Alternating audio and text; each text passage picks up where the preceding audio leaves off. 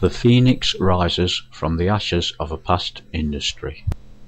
30 years ago, the biggest employer in my local area of the UK was undoubtedly the coal mining industry.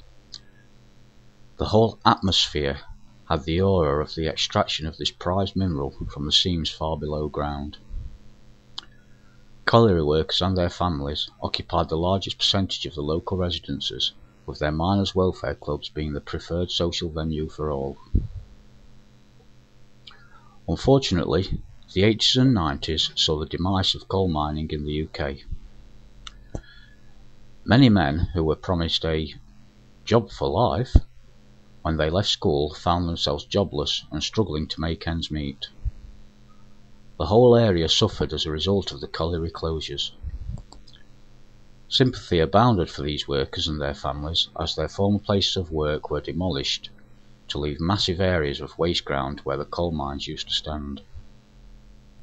The railways connecting these colliery sites also began to suffer, leaving tracks across the countryside, but trains passed along these steel highways no more. The track beds and lines fell into ruin, and eventually the sleepers and lines were lifted by the authorities to leave behind miles upon miles of unused track beds. These and the former colliery sites became overgrown, as only Mother Nature found a use for them. They became unusable by mankind for many years, until eventually the powers that be decided to do something with all this ruin. Then began the long process of revamping these areas to make something out of the dissolution. Workers once again started to appear on these sites. Not miners this time, but civil engineers, council labourers, developers, and a whole array of other similar professionals. The phoenix was beginning to rise from the ashes of a bygone era, as new uses were found to once again bring these desolate places back to life. Some of the former colliery sites saw the rebirth of industry, as manufacturers made use of the land to expand and build new and modern production facilities and industrial areas, as well as providing reprise for some of the former workers of the area in the form of new employment. Sadly, this was not enough for all, and merely a handful of able-bodied people could return to work. For the most part, however, it was decided to expand on what Mother Nature had already achieved herself during the preceding desolate years. Giant machines began roaming the former pit tops, as earth was moved about and ponds were dredged. The whole process of rubbish disposal, fence erecting, tree planting and path building began to transform the landscape once again.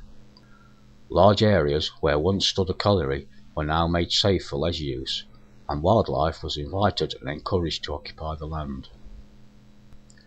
The old railway beds were resurfaced in many cases, the imposing hedgerows and undergrowth cut back to enable easy access between the new leisure areas and wildlife reserves. Indeed, these former railways themselves became a haven for the rebirth of native plant species and wildlife.